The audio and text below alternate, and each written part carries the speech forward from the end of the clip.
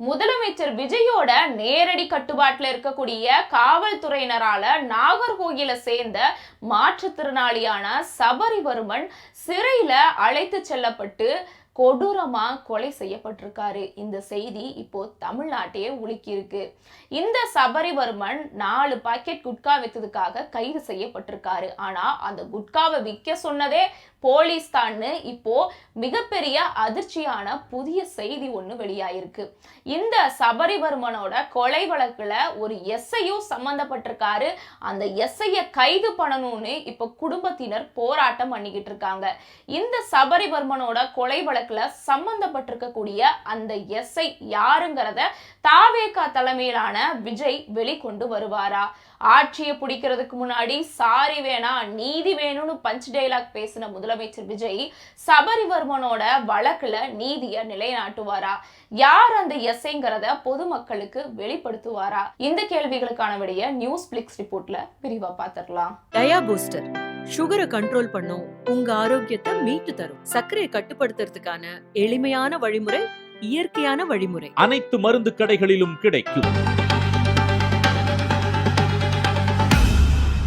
நாகர்கோயில சேர்ந்த சபரிவர்மன் அப்படிங்கிற மாற்றுத்திறனாளி சரியா ஜூலை 9ஆம் தேதி கைது செய்யப்பட்டு 13ஆம் தேதி சிறையில இறந்துட்டாருங்கிற செய்தி குடும்பத்தினருக்கு தெரிவிக்கப்படுது. அதுவும் எப்படி ஹார்ட் அட்டாக்ல இறந்திருக்காருன்னு சொல்லப்படுது.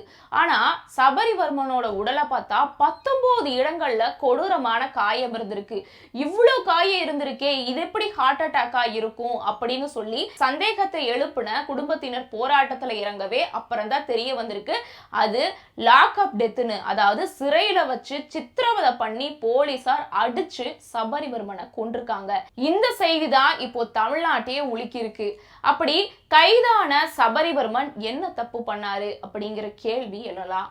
ஒரு சின்ன பெட்டி கடை வச்சு மாற்றுத்திறனாளியா இருக்கக்கூடிய சபரிவர்மன் வெளியே போய் வேலை செய்ய முடியாது அப்படிங்கிற காரணத்தினால ஒரு பெட்டி கடை வச்சு நடத்திட்டு வந்துட்டு இருக்காரு. இந்த பெட்டி கடையில குட்கா பாக்கெட் 4 குட்கா பாக்கெட் வித்திருக்காரு. இதன் மூலியமா கைது செய்யப்பட்டிருக்காரு. ஓ, அப்ப குட்கா பாக்கெட் வித்திருந்தனால தானே கைது செய்யப்பட்டிருக்காரு, இதுல என்ன தப்பு இருக்கு அப்படின்னு நீங்க கேட்கலாம். ஆனா இதுல என்ன தப்பு இருக்குங்கிறதுக்கு முன்னாடி இந்த குட்கா பாக்கெட்டை விற்க சொன்னதே போலீஸ் தான் அப்படிங்கிற மிகப்பெரிய அதிர்ச்சி செய்தி வெளியாயிருக்கு. இந்த சபரிவர்மன் குட்கா பாக்கெட் இதுக்கு முன்னாடி வித்திருந்திருக்காரு. இத போலீஸ் வார்ன் பண்ணிருக்காங்க. அதனால அவரு அத நிறுத்தியிருக்கிறாரு.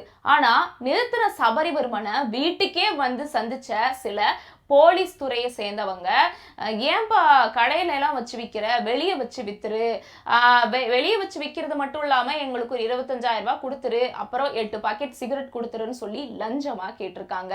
லஞ்சமா கேட்டது மட்டும் இல்லாம அதை வாங்கியிருக்காங்க. வாங்கினதுக்கான ப்ரூஃப் இப்ப இறந்து போயிருக்கக்கூடிய சபரிவர்மனோட போன்ல ஜிபேல இருக்குன்னு சபரிவர்மனோட அக்காவே குற்றம் சுமத்திருக்காங்க. குட்காவை வித்தது சபரிவர்மன் கிடையாது, குட்காவை நீ வித்தே ஆகணும்னு கட்டாயப்படுத்தினதா போலீஸ். அப்ப போலீஸ் கட்டாயப்படுத்தினதுனாலதான் சபரிவர்மன் குட்காவை வித்திருக்காரு. ஆனா இந்த செய்திகள் எல்லாமே பெருசா இப்போ பேசு பொருளாகல. அதே சமயம் இந்த சபரிவர்மனோட கொலை வழக்குல ஒரு எஸ்ஐக்கு, தெற்கு தாமரைக்குளம் எஸ்ஐக்கு நேரடி தொடர்பு இருக்குன்னு அந்த சபரிவர்மனோட குடும்பத்தினர் இப்ப குற்றம் சாட்டியிருக்காங்க.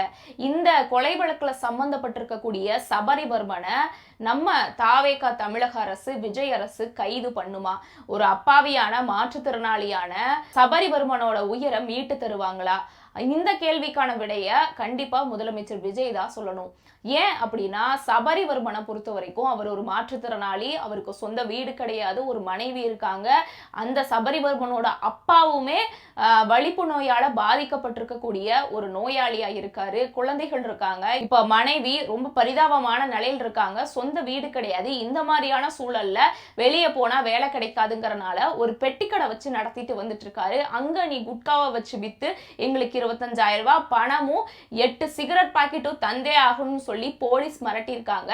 அதனால வித்த சபரிவர்மனை இப்போ கைது பண்ணி கூட்டிட்டு போய் வச்சு கொண்டிருக்காங்க. இப்படி சாமானியருக்கு ஒரு நியாயமா இருக்கா? இதே அவங்க கட்சிக்காரவங்கன்னா அது வேற நியாயம். அது என்ன தெரியுமாங்க?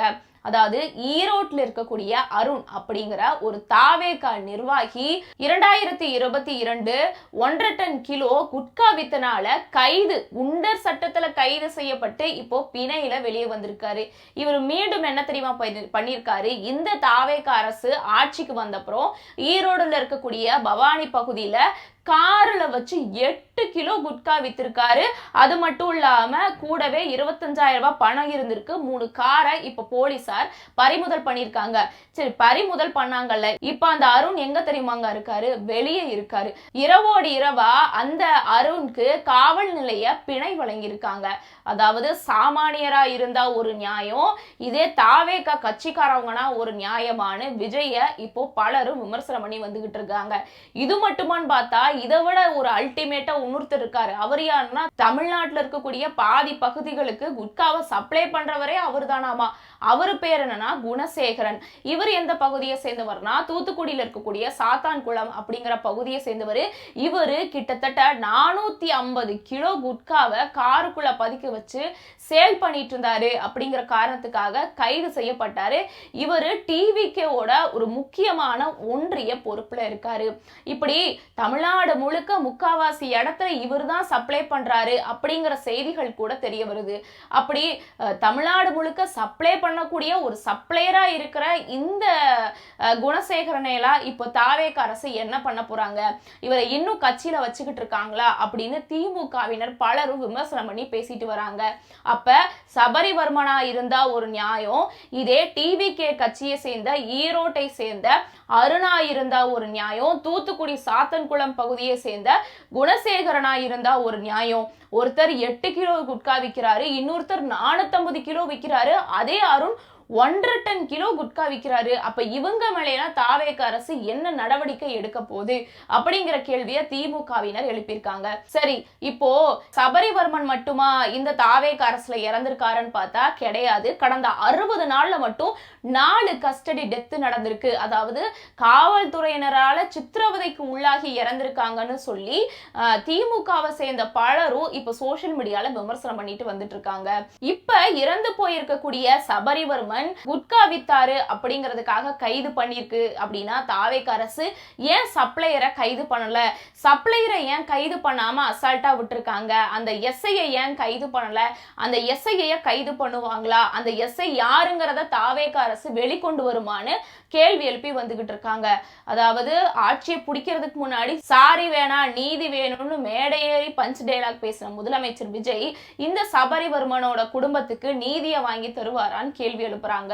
இப்போ அநியாயமா சிறையில வச்சு கொல்லப்பட்டிருக்கக்கூடிய இந்த சபரிவர்மனோட குடும்பத்துக்கு நீதி வேணும், அவங்களுக்கு அரசு வேலை தருவாரா, கரூர்ல பாதிக்கப்பட்ட மக்களுக்கு அரசு வேலை கொடுத்தாரே, அப்போ சபரிவர்மனோட குடும்பத்தினருக்கு அரசு வேலை தருவாரா அப்படிங்கிற கேள்வியும் இந்த இடத்துல எழுது. அப்ப நாகர்கோயிலை சேர்ந்த சபரிவர்மன், மாற்றுத்திறனாளி சபரிவர்மன் இறந்தா அவருக்கு ஒரு நியாயம், தாவேகா கட்சியினருக்கு ஒரு நியாயமான கேள்வி எழற இதே சூழல்ல திருச்சியில இதோட 3ஆவதா போதை ஊசி செலுத்தி 3 பேர் உயிரிழந்திருக்கிறாங்க. இந்த கடந்த 60 நாள்ல மட்டுமே திருச்சியில மட்டுமே 3 பேர் போதை ஊசி செலுத்தி உயிரிழந்திருக்கிறாங்க. போதை பொருள் தடுப்பு படைன்னு ஒண்ணு அமைப்புன்னு சொல்லி முதலமைச்சர் விஜய் பதவியேற்கும் போது 3 முக்கிய கையெழுத்து போட்டார்ல, அதுல ஒரு கையெழுத்து போதை பொருள் தடுப்பு படை அமைப்புன்னு. சிங்கப்பெண் படை அமைச்சவர் ஏன் இன்னும் இந்த படையை அமைக்காம இருக்காரு? அப்படி அமைச்சா அதுல கையுங்களவமா பிடிபடுறதே கண்டிப்பா தாவேகாவினர் தான் இருப்பாங்க. ஏன்னா அவங்க தான் தொடர்ச்சியா கிலோ கணக்குல குட்கா வித்துக்கிட்டு இருக்காங்களே, அப்ப கண்டிப்பா அவங்க தான் மாட்டுவாங்க. அப்படிப்பட்டவங்க ஒருவேளை அந்த போதை பொருள் தடுப்பு படையினர் நீதி நேர்மையா இருந்திருந்தா கண்டிப்பா சபரிநாதனுக்கு நியாயம் கிடைச்சிருக்கும், இந்த அளவுக்கு சித்திரவதை ஆயிருக்காது அப்படிங்கிற ஒரு விமர்சனமும் வைக்கப்படுது. இது எல்லாத்தையும் நீங்க எப்படி பாக்குறீங்க? நாகர்கோயிலை சேர்ந்த சபரிவர்மன் இப்போ கொடூரமா சிறையில கொல்லப்பட்டிருக்காரு. இதுக்கு பின்னாடி ஒரு எஸ்ஐ ஒரு காரணமா இருந்திருக்காரு. அந்த எஸ்ஐ யாருங்கிறத தாவேகா அரசு வெளிக்கொண்டு வரணும்னு அந்த சபரிவர்மனோட அக்காவே இப்போ குற்றச்சாட்டு வச்சிருக்காங்க. இது எல்லாத்தையும் பத்தி நீங்க என்ன நினைக்கிறீங்க? மறக்காம உங்களோட ஒப்பீனியனை கமெண்ட் பண்ணுங்க. நாளைக்கு வேற ஒரு வீடியோவோட சந்திக்கலாம். நான் சிலம்பு செல்வி.